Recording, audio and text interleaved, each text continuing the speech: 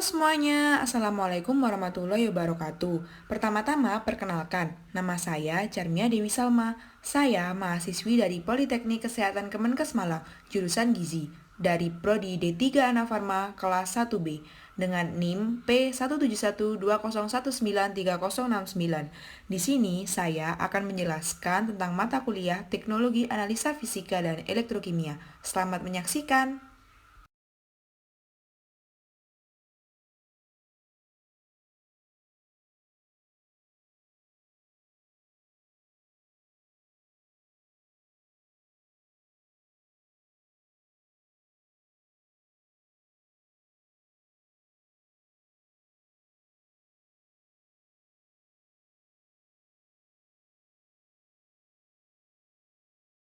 Untuk selanjutnya yang terhormat, dosen pembimbing saya, Ibu Zuri Rismiarti, SSI MSI.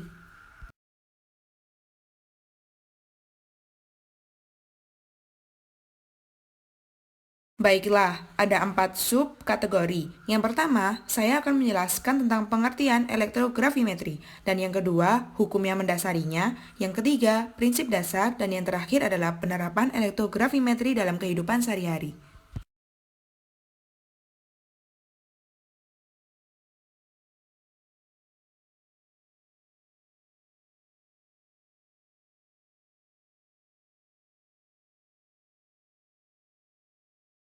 Nah, sebenarnya apa sih elektrografimetri itu? Elektrografimetri adalah suatu metode analisa kimia fisika.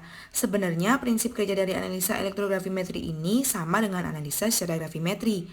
Hanya saja, pada elektrografimetri, zat yang akan ditentukan akan mengendap atau menempel pada elektroda selama proses elektrolisa. Logam yang akan ditentukan di dalam larutan harus berbentuk kation, di mana kation ini akan berpindah ke katoda selama elektrolisa dan menempel sebagai logam bebas. Dan ada juga beberapa logam yang mengendap di anoda selama proses elektrolisa.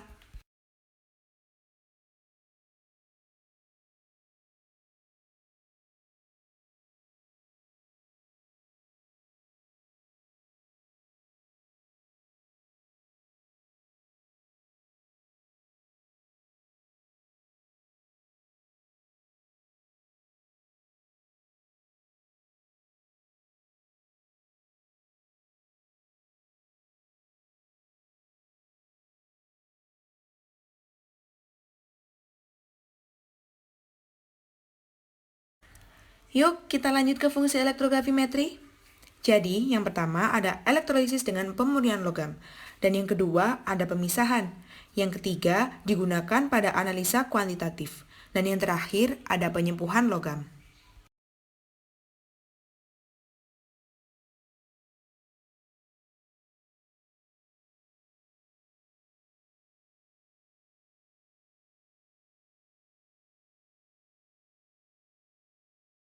Nah, selanjutnya di sini ada faktor utama yang mempengaruhi sifat fisik endapan. Yang pertama rapat arus. Rapat arus yang sempurna itu adalah kurang dari 0,1 ampere. Dan yang kedua adalah temperatur. Dan yang ketiga ada tidaknya zat pengompleks. Di sini pada umumnya digunakan elektroda PT. Keuntungan dari elektroda PT ini apa sih sebenarnya? Ya karena dia bersifat inert dan dapat dibijarkan untuk menghilangkan lemak, bahan organik atau gas tanpa merusak logam PT. Untuk logam Zn, Bi, dan Ga tidaklah diendapkan secara langsung pada elektroda PT, tetapi elektroda PT akan dilapisi dulu dengan logam tembaga. Nah, di sini saya menampilkan tabel-tabel, yakni unsur yang dapat ditentukan secara elektrografimetri.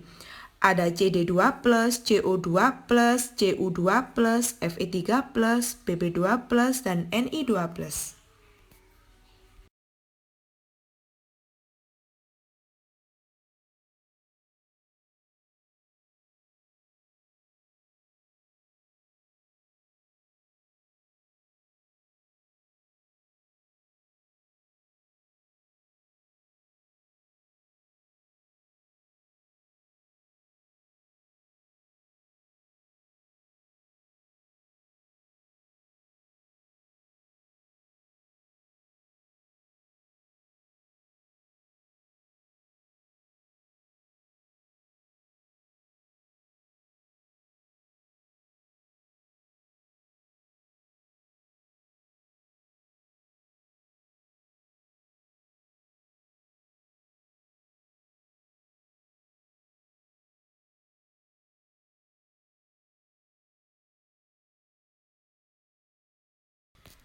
Lanjut ke metode elektrografimetri. Jadi, ketika metode elektrografimetri ini, pemisahan dilakukan secara elektrolisis dengan bantuan elektroda. Dan yang kedua, tidak diperlukan adanya penyaringan. Yang ketiga, membutuhkan arus listrik dari luar untuk merubah energi listrik menjadi energi kimia. Dan yang terakhir adalah analit diubah tingkat oksidasinya. Oke, kita lanjut ke syarat-syarat yang harus dipenuhi ketika melaksanakan analisis elektrografimetri. Di sini cuma ada 2 syarat aja kok. Yang pertama, ion logam dengan elektrolisa akan mengendap pada katoda. Dan yang kedua, efisiensi elektrolisa tidak perlu 100%. Tetapi, efisiensi pengendapan harus 100%. Jadi berbeda ya antara efisiensi elektrolisa dengan efisiensi pengendapan.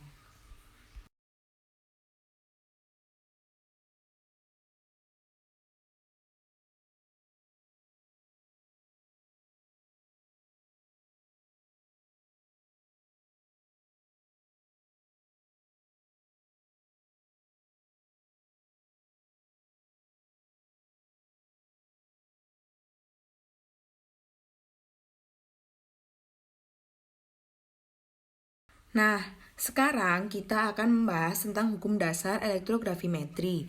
Hukum dasarnya ada 2. Yang pertama, hukum Faraday. Hukum Faraday menyatakan bahwa banyaknya zat yang diendapkan pada elektroda selama elektrolisis berlangsung sebanding dengan jumlah arus listrik yang mengalir melalui larutan tersebut. Ingat ya, sebanding. Dengan rumus W sama dengan E kali I kali T per F.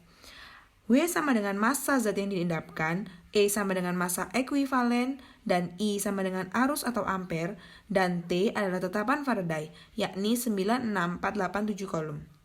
Dan yang kedua ada hukum Ohm. Hukum Ohm ini mengatakan bahwa kuat arus yang mengalir melalui suatu penghantar berbanding terbalik dengan tahanan dan berbanding lurus dengan tegangan.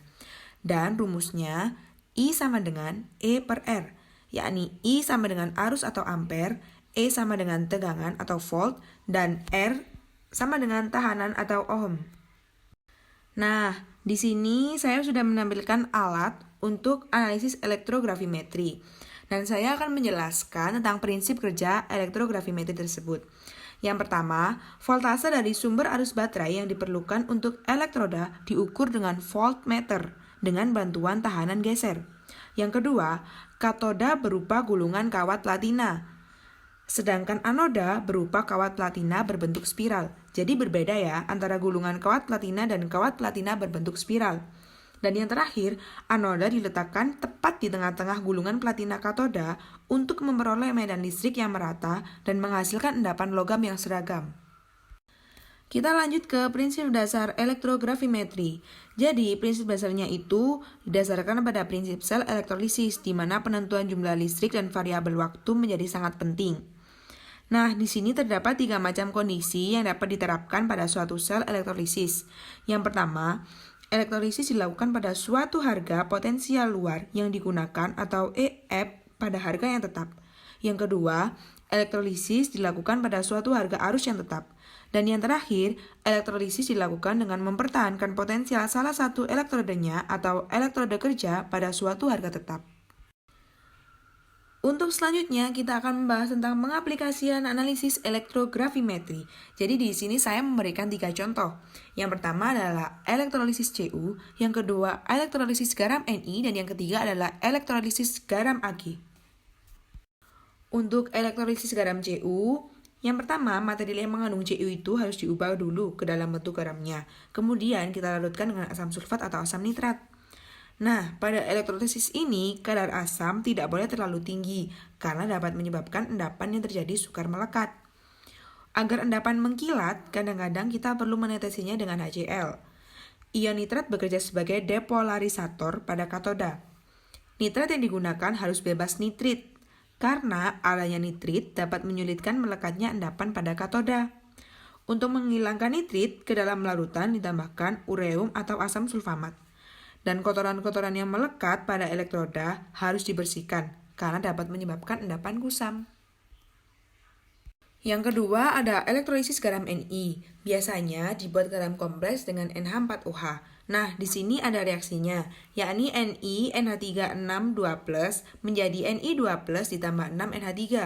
Jika berupa larutan garam, NiSO4 atau NiCl. Selain ditambahkan NH4OH, ditambahkan juga amonium sulfat. Kuat arus yang digunakan adalah 4 ampere. Potensial yang digunakan 3-4 volt selama 10 menit.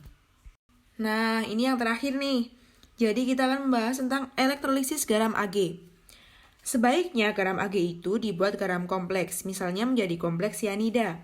Arus yang dipakai biasanya sekitar 0,2 sampai 0,5 ampere dan potensialnya 3,7 sampai 4,0 volt pada suhu kamar. Pada pemisahan Ag dan Cu, sampel harus dilarutkan terlebih dahulu dengan asam nitrat berlebih. Kemudian larutan diuapkan sampai asam nitrat hilang atau kering. Lalu kita larutkan bahan kering tersebut dengan KCN encer, kemudian dielektrolisis dengan potensial 1,5 volt. Nah, akhirnya udah selesai.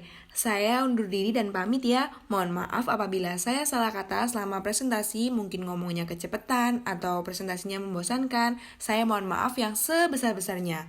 Akhir kata, wassalamualaikum warahmatullahi wabarakatuh. Terima kasih sudah menonton. Jangan lupa like, comment, and subscribe.